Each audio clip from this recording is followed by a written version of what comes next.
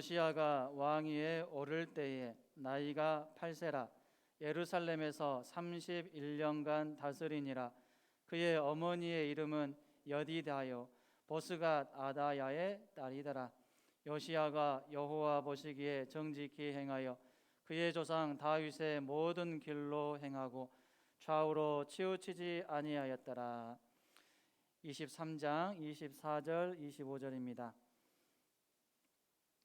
요시야가 또 유다 땅과 예루살렘에 보이는 신접한 자와 점쟁이와 드라빔과 우상과 모든 가증한 것을 다 제거하였으니 이는 대제사장 hil기야가 여호와의 성전에서 발견한 책에 기록된 율법의 말씀을 이루려 함이라. 요시야와 같이 마음을 다하며 뜻을 다하며 힘을 다하여 모세의 모든 율법을 따라 여호와께로 돌이킨 왕은 요시야 전에도 없었고 후에도 그와 같은 자가 없었더라. 아멘.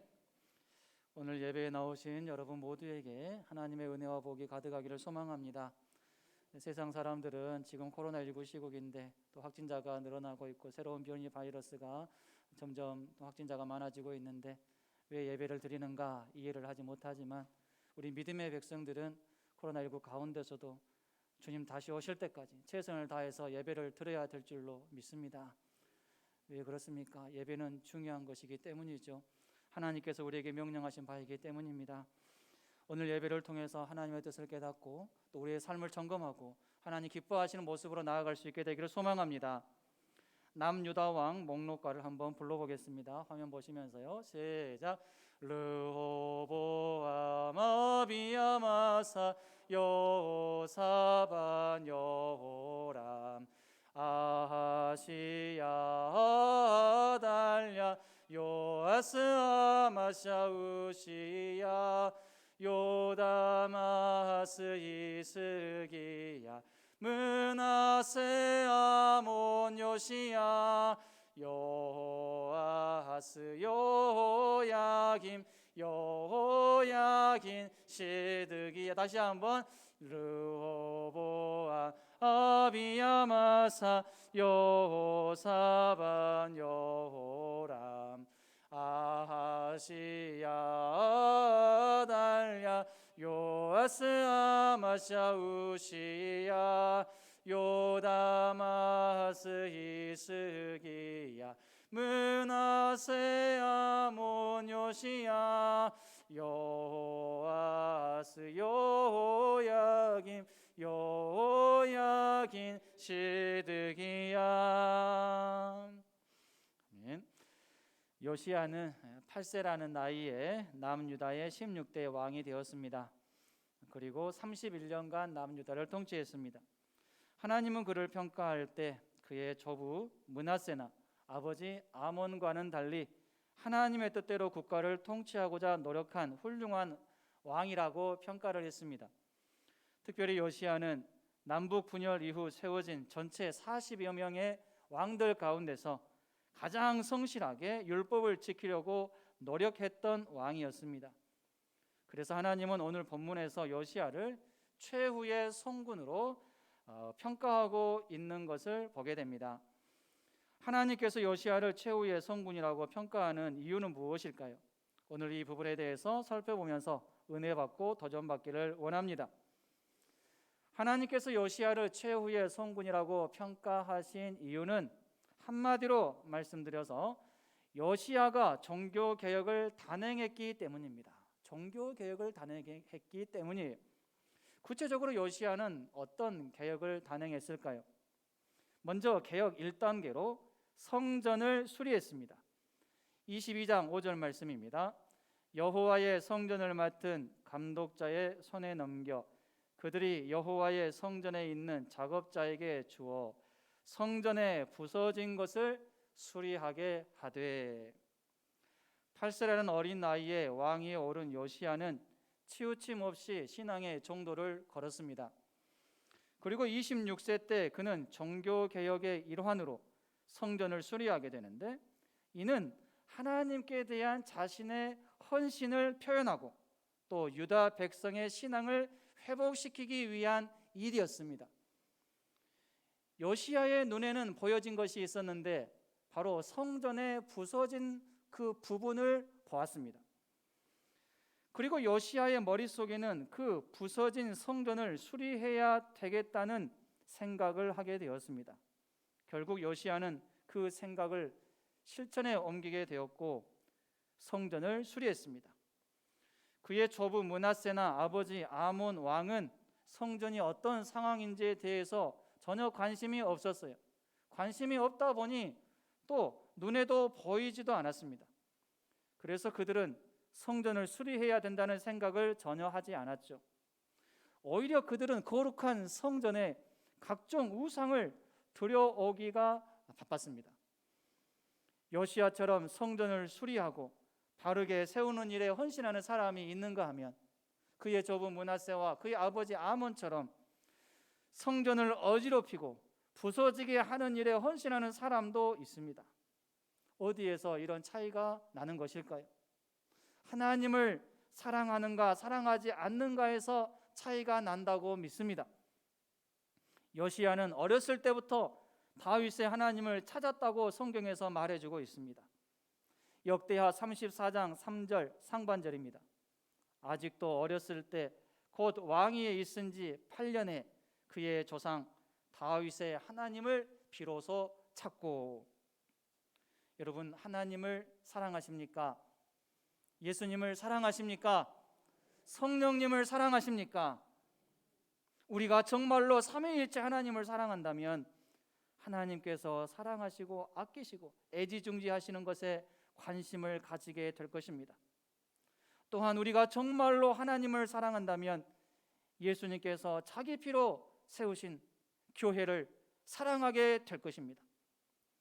내가 만약 누군가를 사랑하면 온통 관심사는 내가 사랑하는 사람이 무엇에 관심이 있는가일 것입니다.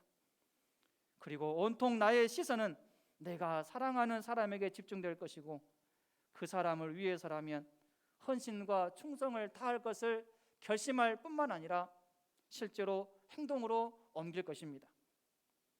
우리 자신에게 질문을 던져봅시다.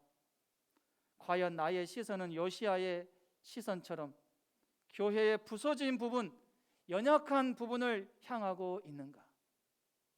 또한 그 부서진 곳을 세우기 위해서 내 나름대로 선한 열심을 품고 있는가? 한번 우리 자신에게 질문을 던져보았으면 좋겠습니다. 이번에 우리 교회가 큰 공사를 한 것에 대해서 참으로 감사하게 생각을 합니다. 공사하기 전에는 비가 많이 올 때 보면 엘리베이터 앞쪽에 그 문 위쪽에서 물이 상당히 많이 샜어요.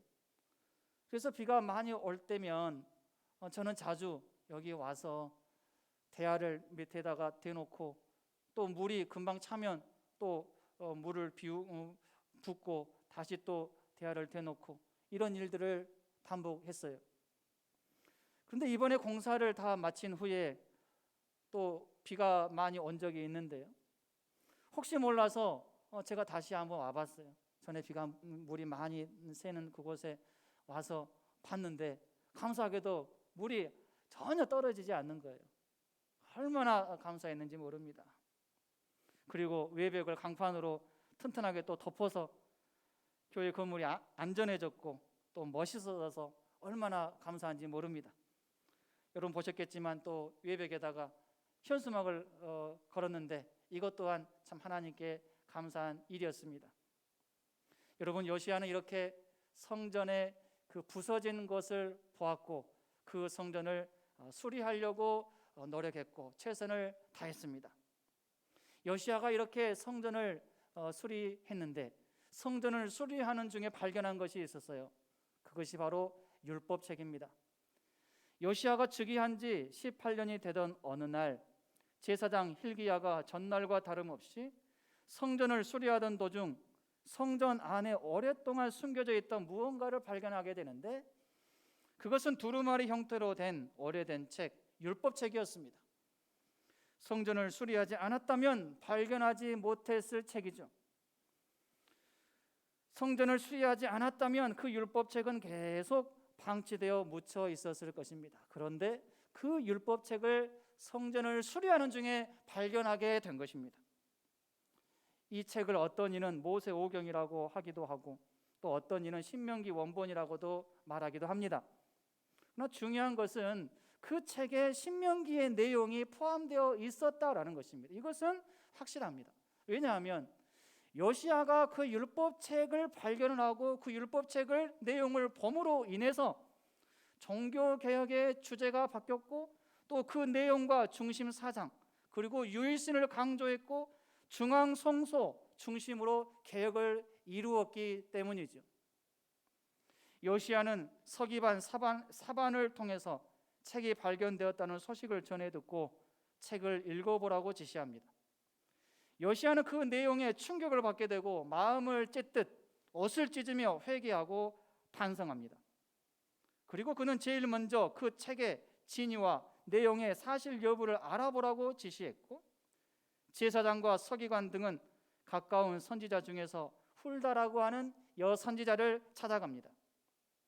훌다는 그 책의 내용이 사실이고 책에 적힌 대로 유다는 곧 멸망하게 될 것이고 요시야에게는 은총이 내려질 것을 확인해 줍니다.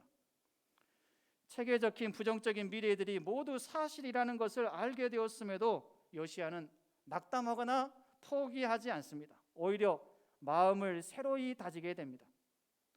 민족 재앙의 원인을 알게 되었으니 하나님 앞에 바로 서기 위해 더더욱 종교개혁에 매진하기로 결심한 것입니다. 그러면서 그때까지 방향 없이 이루어지던 요시야의 종교개혁은 이제 변화를 맞이하게 됩니다.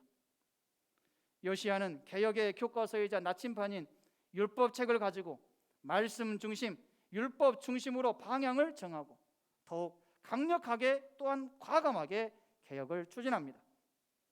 남유다에서 강력한 종교개혁을 실시했던 왕들이 4명이 있습니다. 아사 왕, 여호사밧 왕, 히스기야 왕, 그리고 오늘 요시야 왕입니다. 그러나 이 4명의 왕들 중에서 요시야의 개혁을 성경에서는 가장 높이 평가를 하고 있는데 그 이유는 요시야가 모든 일을 행함에 있어서 가장 율법대로 추진했기 때문입니다. 요시야는 이렇게 율법책을 발견하고 그 율법대로 개혁을 단행을 했습니다. 개혁 2단계로 요시야가 한 일이 있었는데 언약을 갱신했습니다. 율법책을 발견한 후에 요시야가 종교개혁을 위해서 2번째 일을 추진했는데 바로 온 백성을 모아놓고 언약을 갱신한 일입니다. 이를 위해서 전국의 제사장과 선지자, 장로들, 백성 대표들을 모두 성전에 모은 뒤 자신이 직접 율법책의 내용을 읽어주고 하나님과 언약을 맺게 했습니다. 백성들 역시 율법책의 내용에 감동을 받고 언약을 지키기로 약속했습니다. 개혁 3단계로 요시야는 우상을 제거했습니다. 종교개혁의 3번째 작업은 전국적으로 우상을 없애는 일이었습니다. 요시야는 하나님만을 유일신으로 인정하며 중앙에 예루살렘 성전 예배만 남도록 했습니다. 이를 위해서 아수르 관련 모든 우상들을 제거했습니다. 그동안 성전 안에서 1월 성신을 위한 제사에 쓰이던 그릇과 기구들을 제거하고 성전 입구에선 태양신을 숭배하기 위해 만든 말 동상들도 헐어버렸고 태양신이 타는 수레도 모두 불살랐습니다.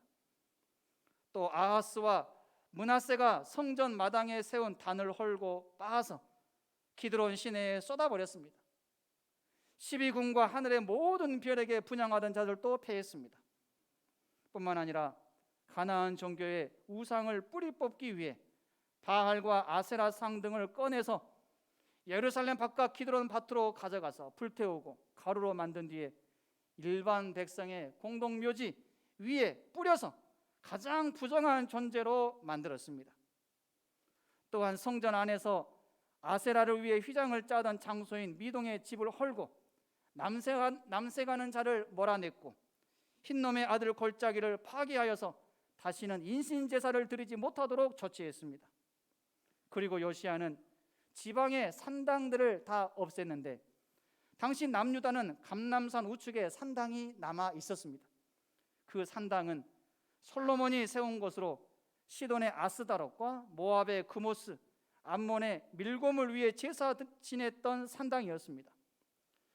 요시야는 이러한 산당을 완전히 없애버린 뒤에 석상들을 깨뜨리고 그곳을 사람의 해골로 채웠습니다. 그런 다음에 요시야가 직접 북이스라엘의 베델로 올라가서 단과 산당을 헐고 불사르며 빻은 뒤에 근처 묘실에 있던 시체까지 꺼내서 불살랐습니다. 요시야는 계속해서 므낫세, 에브라임과 시므온, 납달리 지역의 산당까지 모두 없애고 돌아왔습니다. 그래서 결국 여로보암 때 만든 베델의 단과 제단이 요시야 때 와서야 비로소 없어지게 되었습니다. 그것은 여로보암 때 어느 선지자가 했던 예언의 성취였는데 바로 이러한 모든 일들을 요시야가 했습니다. 이처럼 남북 모두에서 우상 숭배 장소를 없애고 우상과 우상에게 제사 지냈던 이방의 모든 무당과 제사장들을 죽이고 무덤 속에 시체까지 꺼내 없앨 정도로 철저한 개혁을 단행한 왕은 요시야가 유일했습니다. 이제 이스라엘 전역에서 예배를 드릴 수 있는 곳은 예루살렘 성전뿐이었습니다. 그러자 전국에 있는 모든 백성들은 하나님께 예배드리기 위해서 반드시 중앙 성소인 예루살렘으로 순례를 하게 되었습니다. 개혁 4단계로 요시야는 유월절을 철저하게 율법대로 준수했습니다. 요시야는 전국에 넘쳐나던 우상을 완전히 멸절하면서 온 땅을 깨끗하게 만든 후에 하나님 앞에서 유월절을 지키기로 했습니다. 유월절은 이스라엘의 대표적인 명절입니다. 최대 명절이죠. 이집트 노예 시절 문지방에 피를 발라 표시한 덕에 이스라엘 사람들만 살아남았고 그것에 놀란 이집트의 바로 왕이 이스라엘 노예들의 탈출을 허락했기 때문에 노예 해방과 연결되는 기념비적인 명절입니다. 특히 요시야 때는 아수르의 압제에서 해방되기 위해서 독립운동을 해나가는 때였기 때문에 백성은 이집트 탈출 때와 비슷한 심정이 되어서 더더욱 구원을 감사하며 유월절을 보냈을 것입니다. 요시야는 유월절 제물로 사용하도록 자신의 소유도 내어놓았습니다. 어린 양과 염소 3만 마리, 수소 3천 마리를 백성에게 주었고 백성들과 제사장들도 많은 희생 제물로 바쳤습니다. 제물이 준비되자 제사장들은 피를 받아 뿌리고 레위인들은 짐승의 가죽을 벗기고 번제단에 태울 것을 제외한 나머지 것들은 솥과 가마에 삶아서 백성들에게 나누어 주었습니다. 모든 준비가 끝나자 요시야 왕의 명령대로 성전에서 번제를 올리며 유월절을 지켰습니다. 7일 동안 무교절을 지켰어요. 히스기야 때도 유월절을 성대에 치르기는 했지만 요시야 때는 더욱더 정확하게 제대로 유월절을 지켰습니다. 히스기야는 여러 가지 이유로 한 달을 미뤄서 2월 14일에 유월절을 지냈지만 요시야 왕은 전통을 따라서 율법대로 새해가 시작되는 1월 14일에 제대로 지켰습니다. 기간 역시 히스기야는 무교절을 2주나 늘려서 지냈지만 요시야는 유월절 이후 무교절을 율법대로 일주일만 지냈습니다. 또한 히스기야는 레위인에게 제사장 역할을 돕게 했습니다. 하지만 요시야는 제사장과 레위인의 역할을 정확하게 율법대로 나눠서 지키게 했습니다. 히스기야는 정기적으로 유월절을 지키지 않았지만 요시야는 재위 기간 내내 매년 빠짐없이 유월절을 잘 지켰습니다. 사실 사무엘 선지자 이후로 이스라엘에서 유월절을 이같이 지킨 사람은 없었습니다. 때문에 성경은 요시야를 특별하게 칭찬한 것이죠.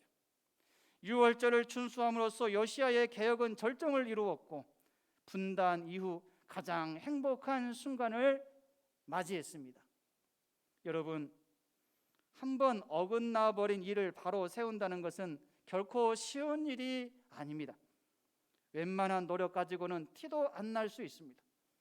그런데 요시야는 여러 가지 면에서 개혁을 단행했습니다. 사실 우리는 개혁이라는 단어에 참 관심이 많습니다.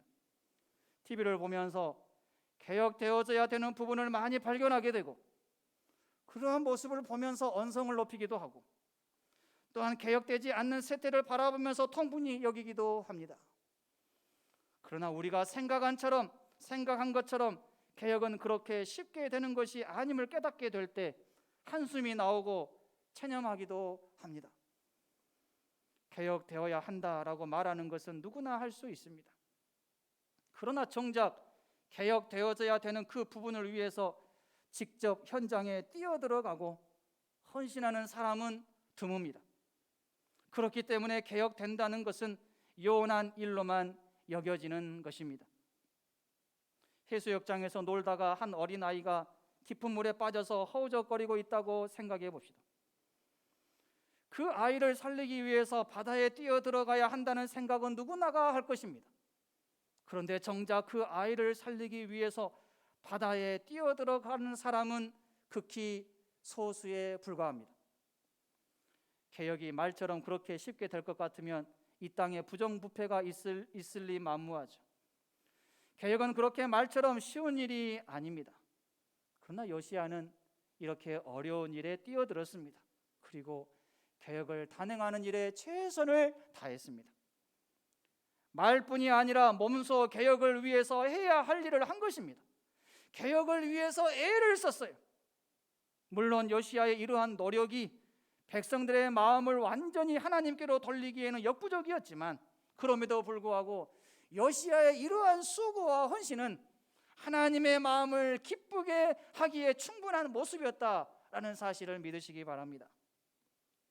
우상 숭배를 하며 하나님을 경록해 하는 무리가 있는가 하면 우상을 깨트리며 거룩한 개혁을 단행하기 위하여 고분분투하는 무리도 있습니다.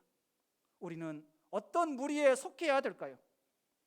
개혁을 단행하는 일에 참여하고 헌신하는 무리에 포함되어야 될 줄로 믿습니다. 개혁은커녕 더 뒤로 후퇴하게 만드는 악한 일에 참여하고 헌신하는 무리에 포함되어서는 안 됩니다. 오늘날 이 땅에 교회가 교회답지 못하고 성도가 성도답지 못한다고 곳곳에서 비난의 화살을 날리지만, 그럼에도 불구하고 이 땅에는 교회다운 교회가 참 많습니다. 성도다운 성도도 참 많습니다. 우리는 이 사실을 기억해야 됩니다. 코로나19 가운데 교회가 제대로 예배를 드리지 못하는 가운데서도 이웃을 위해서 여러 가지 방법으로 나눔을 실천하는 많은 교회와 성도들이 있습니다. 이러한 교회와 성도들은 생각하지도 않고 무작정 한국 교회와 성도 전체를 비난하고 공격하는 것은 참으로 악한 일이 아닐 수 없습니다.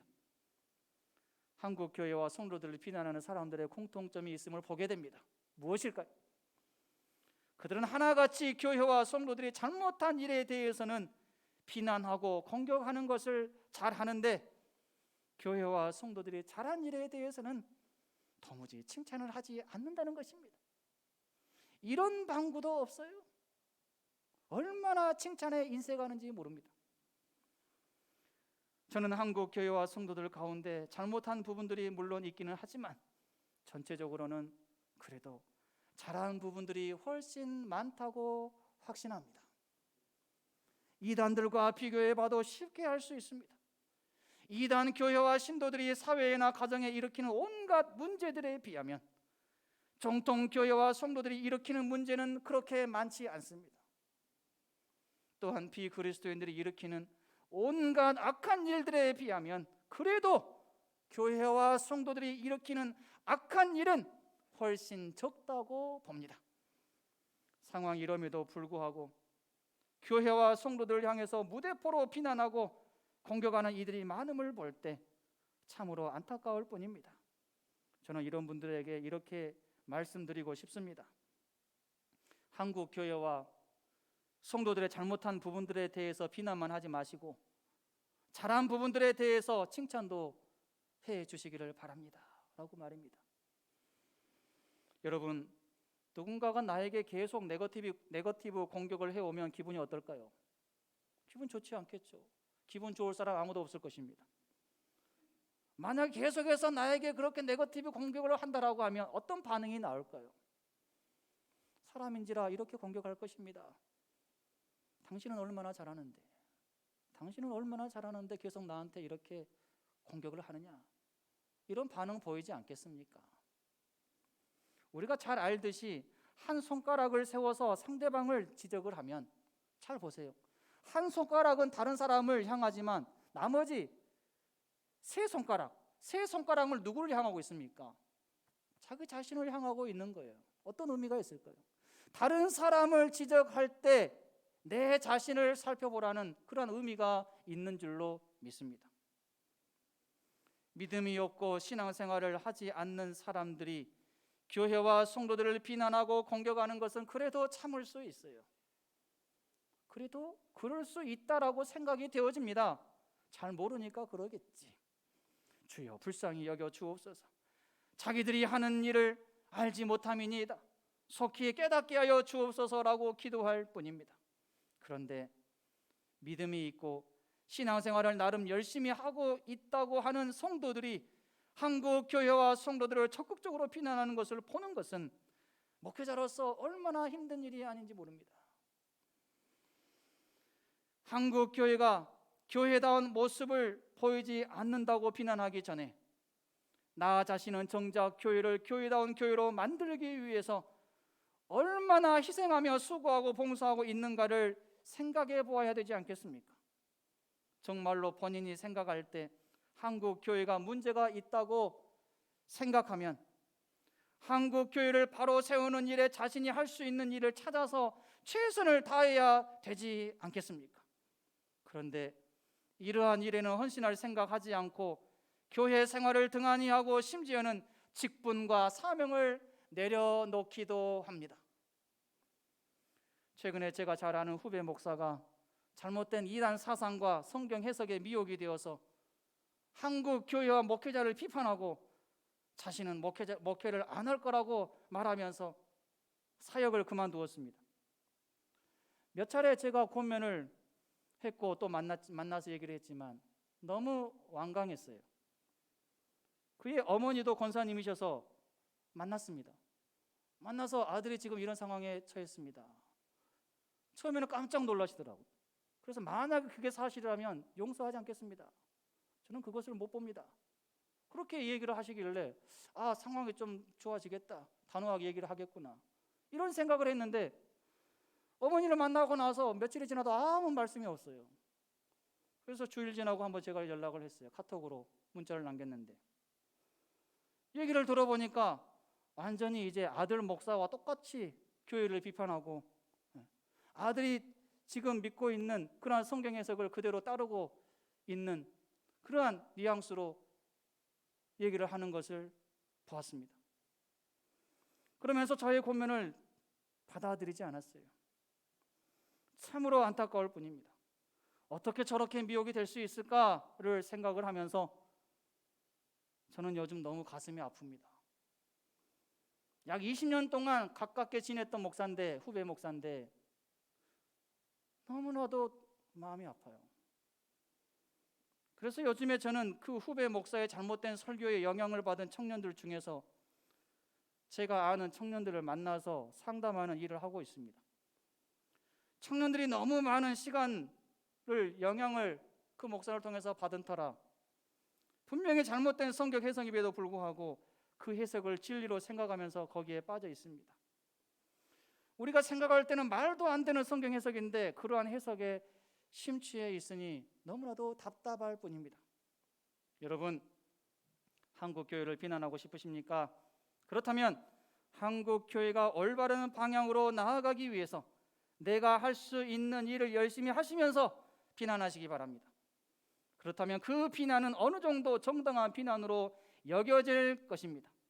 그리고 여러분을 비난할 분들은 별로 없을 거라고 생각합니다. 왜요? 내가 지금 열심히 해야 되는 일을 하고 있는 가운데 비난을 하기 때문에 그렇게 비난을 받지 않을 것입니다. 또한 한국 교회의 성도들을 비난하고 싶으십니까?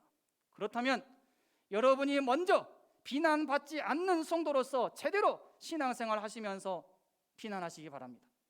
그렇다면 그 비난은 어느 정도 정당한 비난으로 여겨질 것이고 여러분을 비난할 분들은 별로 없을 것이라고 생각됩니다.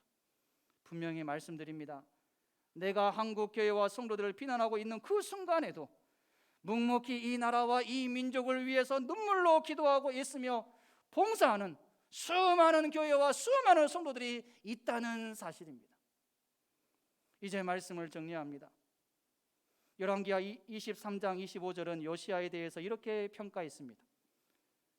요시야와 같이 마음을 다하며 뜻을 다하며 힘을 다하여 모세의 모든 율법을 따라 여호와께로 돌이킨 왕은 요시야 전에도 없었고 후에도 그와 같은 자가 없었더라.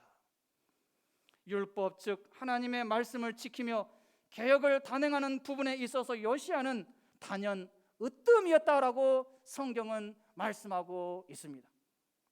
여러분, 우리 모두가 요시야를 통해서 진정한 개혁이 무엇인지를 바로 깨닫기를 원합니다. 다른 어떤 개혁보다도 가장 중요한 개혁, 가장 해야 되는 개혁, 그것은 바로 하나님의 말씀을 온전히 따르는 것임을 믿으시기 바랍니다. 이러한 개혁은 하나님께서 보시기에 가장 기뻐하시고 칭찬하시는 위대한 개혁입니다. 이러한 개혁을 위해서 한 걸음 한 걸음 내딛는 발걸음은 참으로 복된 발걸음입니다. 2021년 마지막 달입니다.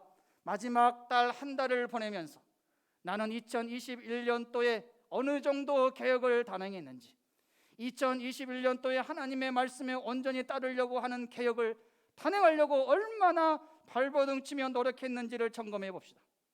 그리고 나의 개혁의 정도를 하나님께서 만약에 점수로 평가하신다라고 하면 나는 몇 점이나 맞을 수 있을까? 그것도 생각해 보았으면 좋겠습니다. 점검을 잘하는 자가 시작도 잘할 수 있습니다. 2021년 마지막 한 달을 하나님의 말씀에 비추어서 잘 점검함으로 인하여 다가오는 새해를 잘 준비하고 멋지게 시작할 수 있는 저와 여러분이 될 수 있기를 주님의 이름으로 축원합니다.